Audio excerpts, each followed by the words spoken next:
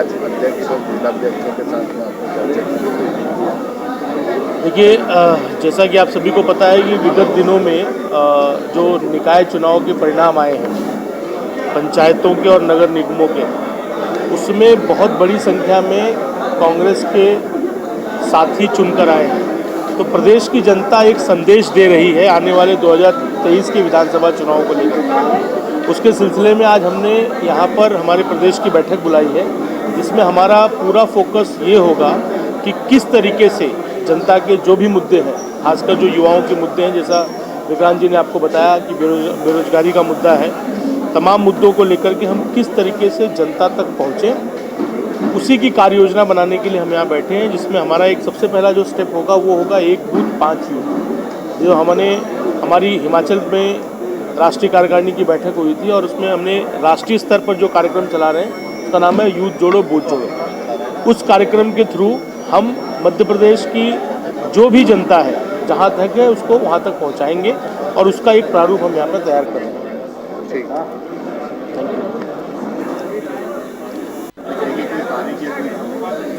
देखिए, सबसे बड़ी बात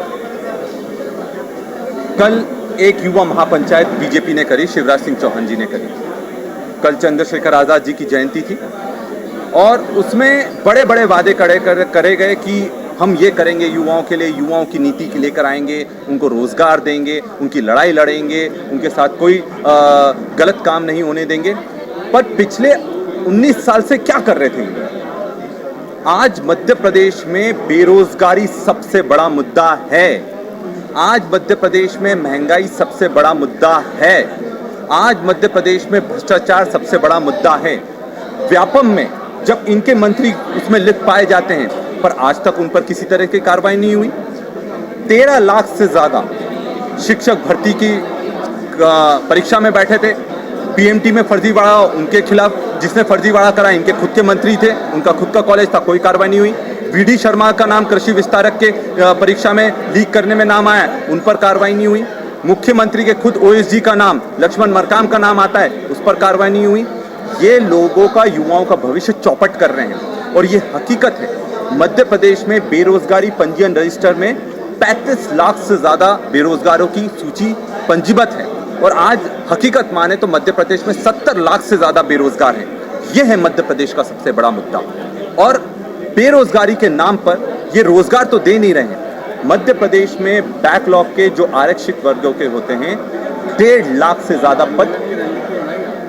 पद खाली पड़े हुए हैं और इसको लेकर पूरे मध्य प्रदेश में हम एक बेरोजगार क्रांति यात्रा निकालेंगे। हर बेरोजगार तक हम पहुंचेंगे और उनके हक की लड़ाई जमीन पर उतरकर पूरी ताकत से लड़ेंगे।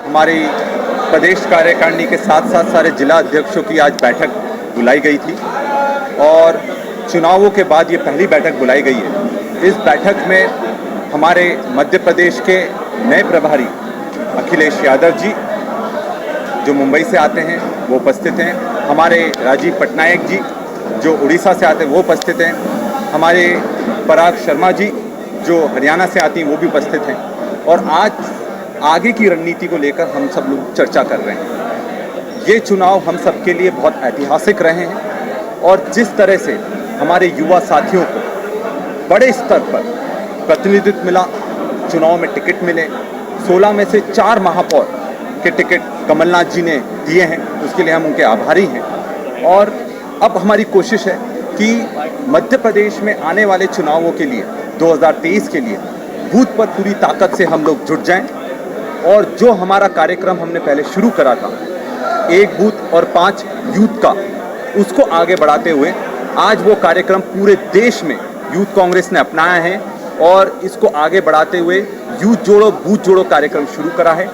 पहले हमारे 18,000 बूथों पर हमारे लोग तैयार हो गए थे और निश्चित तौर पर इन लोगों का हमारे जो प्रत्याशी रहे हैं स्थानीय स्तर पर उनको ज़बरदस्त फ़ायदा मिला है, जिससे वो जीत कर आए हैं। और आज हम सब लोग बैठकर एक रणनीति तैयार कर रहे हैं आने वाले 14 महीनों की, और उसमें किस तरह से हर बूथ तक हमें पहुंचना है और इसी कार्यक्रम को आगे बढ़ाना है और जो हमारे आंदोलन है उसमें और कैसे धार लेकर आनी है, क्योंकि ये जो चुनाव के रिजल्ट्स आए हैं इससे ज़बरदस्त हमारा युवा उत्साहित है, आम जनता इससे ज़बरदस्त उत्साहित है।